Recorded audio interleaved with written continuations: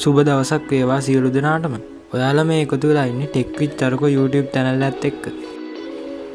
ඔයත් හිතන් හිටියේ ChatGPT කියන්නේ ප්‍රස්ථාන chatbot එකක් කියලා විතරද?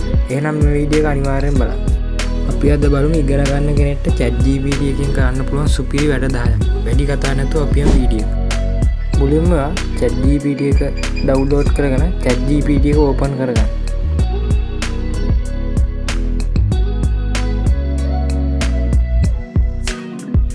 ඊට පස්සේ /explain me කියලා ටයිප් කරලා ස්පේස් එකක් තියලා ඔයාගේ ටොපික් එක ටයිප් කරන්න.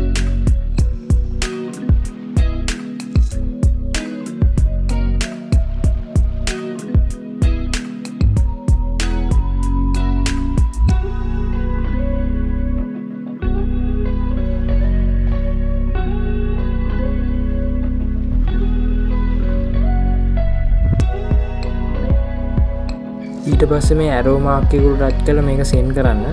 ඊට පස්සේ ඔයාලට මේ වගේ රිසල්ට් එකක් බලා ගන්න පුළුවන්. මේකෙන් වෙන්නේ ඔයා දීපු ටොපික් එක ගොඩක් විස්තරාත්මකව පැහැදිලි කරන එක.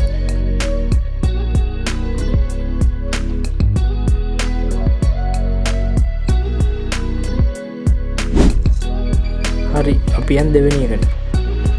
දැන් මෙතන /teach me කියලා ටයිප් කරලා ස්පේස් එකක් තියලා ඔයාගේ ටොපික් එක ටයිප් කරන්න.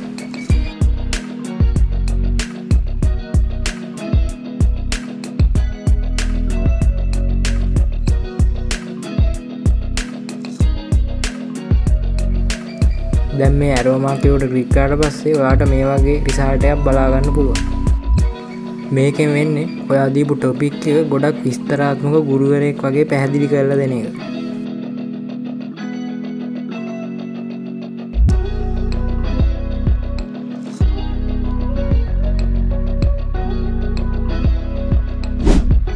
හරි, අපි දැන් යමු තුන්වෙනි ක්‍රමයට. දැන් මෙතන /visualize learning කියලා ටයිප් කරලා ස්පේස් එකක් තියලා ඔයාගේ ටොපික් එක ටයිප් කරන්න.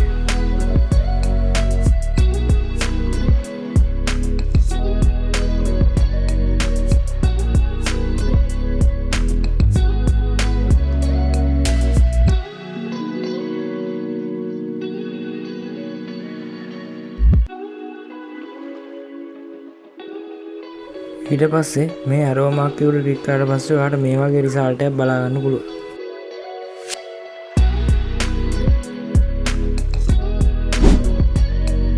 හරි, අපි දැන් යමු හතරවෙනි ක්‍රමයට.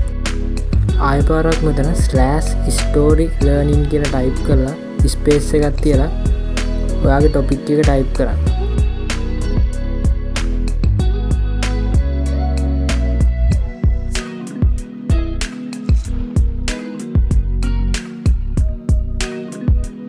ඊට පස්සේ මේ ඇරෝ මාක් එක උඩ ක්ලික් කරලා පස්සේ ඔයාලට මේ වගේ රිසල්ට් එකක් බලා ගන්න පුළුවන්. මේකෙන් වෙන්නේ ඔයා දීපු ටොපික් එකේ කතාවක් විදියට පැහැදිලි කරන එක.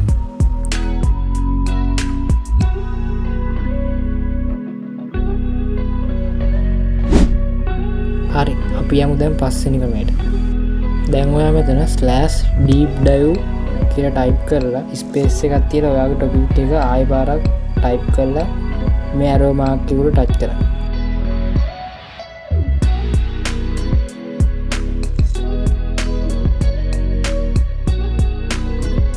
මේ ඇරෝ මාක් එක උඩ ටච් කරලා පස්සේ ඔයාලට ආයෙ පාරක් මේ වගේ රිසල්ට් එකක් බලා ගන්න පුළුවන්.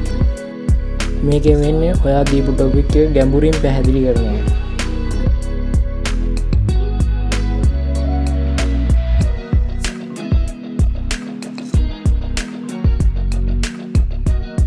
හයවෙනි ක්‍රමයට යන්න කලින් වීඩියෝ එක හොඳ නම් වීඩියෝ එකට ලයික් එකක් දාලා channel එක subscribe කරලා channel එකත් එක්ක එකතු වෙලා ඉන්න.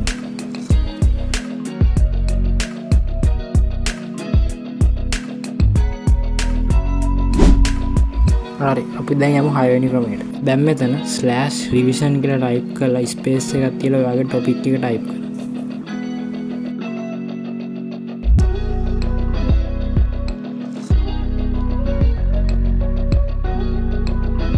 ඊට පස්සේ මේ ඇරෝ මාක් එක උඩ ටච් කරාට පස්සේ ඔයාලට මේ වගේ රිසල්ට් එකක් බලා ගන්න පුළුවන්. මේකෙන් වෙන්නේ ඔයා දීපු ටොපික් එක රිවිෂන් නෝට් එකක් විදියට හදලා දෙන එක.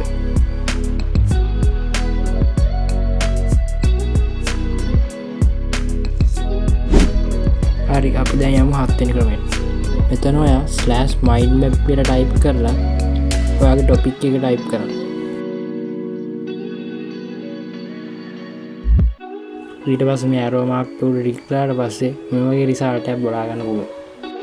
මේකෙන් වෙන්නේ ඔයා දීපු ටොපික් එක mind map එකක් විදියට හදලා දෙන එක.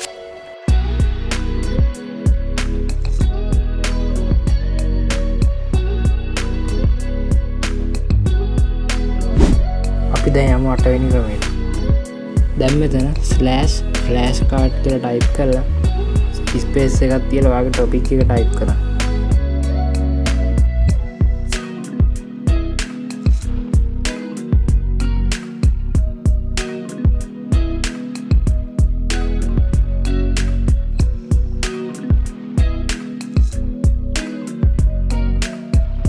ඊට පස්සේ මේ arrow mark එක ක්ලික් කරලා පස්සේ ඔයාලට මේ වගේ result එකක් බලා ගන්න පුළුවන්. මේකෙන් වෙන්නේ ඔයා දීපු topic එකේ note flash card විදියට හදලා දෙන එක.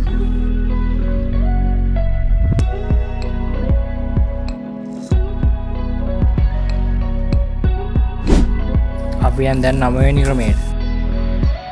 දැන් ඔයා මෙතන /1 page කියලා ටයිප් කරලා ස්පේස් එකක් තියලා ඔයාගේ topic එක ටයිප් කරන්න.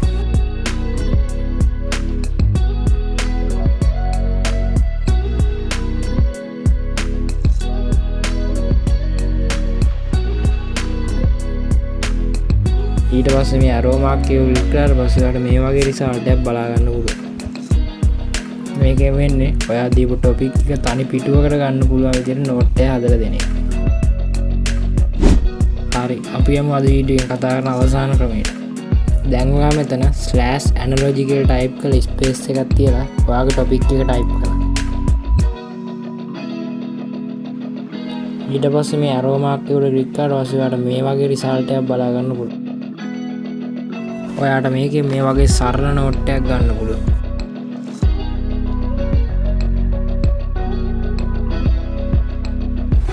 වීඩියෝ හොඳ නම් වීඩියෝ එක like එකක් දාලා comment එකක් දාන්න. තවත් මේ වගේ වීඩියෝ බලන්න channel එක subscribe කරලා channel එකත් එක්ක එකතු වෙලා ඉන්න. එතකන් සුබ දවසක්.